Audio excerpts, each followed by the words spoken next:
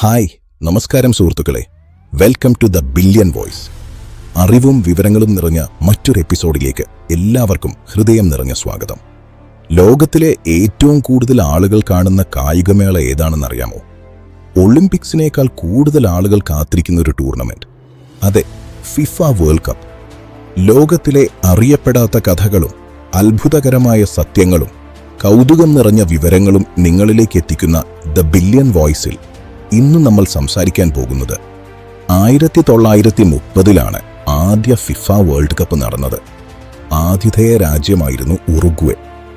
Football ലോകകപ്പിന്റെ ചരിത്രം. അപ്പോൾ സമയം കളയാതെ നമുക്ക് നേരെ വീഡിയോയിലേക്ക് കിടക്കാം. അന്ന് വെറും 13 രാജ്യങ്ങൾ മാത്രമാണ് പങ്കെടുത്തത്. ഫൈനലിൽ ആതിഥേയരായ ഉറുഗ്വേ വിജയിച്ചു. ലോകത്തിലെ ആദ്യ വേൾഡ് കപ്പ് ചാമ്പ്യന്മാരാകുകയും ചെയ്തു. അന്നത്തെ ചെറിയ ടൂർണമെന്റ് ഇന്ന് ലോകത്തിലെ ഏറ്റവും വലിയ കായിക ആഘോഷമായി മാറി. വേൾഡ് കപ്പിന്റെ ചരിത്രത്തിൽ ഏറ്റവും കൂടുതൽ കിരീടം നേടിയ രാജ്യം ബ്രസീലാണ്. ബ്രസീൽ 5 തവണ ലോക ചാമ്പ്യന്മാരായി. അതിനുശേഷം ജർമ്മനി, ഇറ്റലി എന്നിവ 4 വീതം കിരീടങ്ങൾ നേടി.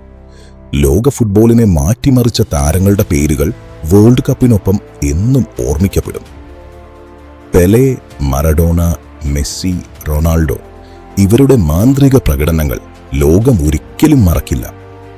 മെസ്സിയുടെ സ്വപ്ന സാക്ഷാത്കാരം കണ്ട് ലോകം മുഴുവൻ ആവേശത്തിലായി. ഇപ്പോൾ ഒരു ചോദ്യം: ഇന്ത്യ ഒരിക്കലും ഫുട്ബോൾ വേൾഡ് കപ്പിൽ കളിച്ചിട്ടുണ്ടോ? വിശ്വസിക്കാൻ ബുദ്ധിമുട്ടാണെങ്കിലും 1950 വേൾഡ് കപ്പിലേക്ക് ഇന്ത്യക്ക് യോഗ്യത ലഭിച്ചിരുന്നു. എന്നാൽ വിവിധ കാരണങ്ങളാൽ ഇന്ത്യ ആ ടൂർണമെന്റിൽ പങ്കെടുക്കാനായില്ല. അതിനുശേഷം ഇന്നുവരെ ഇന്ത്യക്ക് യോഗ്യത നേടാൻ കഴിഞ്ഞിട്ടില്ല. എങ്കിലും പ്രതീക്ഷകൾ അവസാനിച്ചിട്ടില്ല. ഇന്ത്യയിൽ, പ്രത്യേകിച്ച് കേരളത്തിൽ, ഫുട്ബോളിനോടുള്ള താൽപര്യം ആവേശകരമാണ്. 140 കോടി ജനങ്ങളുള്ള നമ്മുടെ രാജ്യത്ത് ഫുട്ബോൾ വളരുകയാണ്. ഓരോ തെരുവിലും കുഞ്ഞുങ്ങൾ സ്വപ്നം കാണുന്നു. ഇന്ത്യയുടെ റാങ്കിംഗ് മെച്ചപ്പെടുന്നു. യുവതാരങ്ങൾ വളർന്നു വരുന്നു. ഒരു ദിവസം ഇന്ത്യൻ ടീമും ഈ വേദിയിലെത്തും. ഇനി നിങ്ങളുടെ അഭിപ്രായം പറയൂ. ഇന്ത്യ അടുത്ത 20 വർഷത്തിനുള്ളിൽ വേൾഡ് കപ്പിൽ കളിക്കുമോ?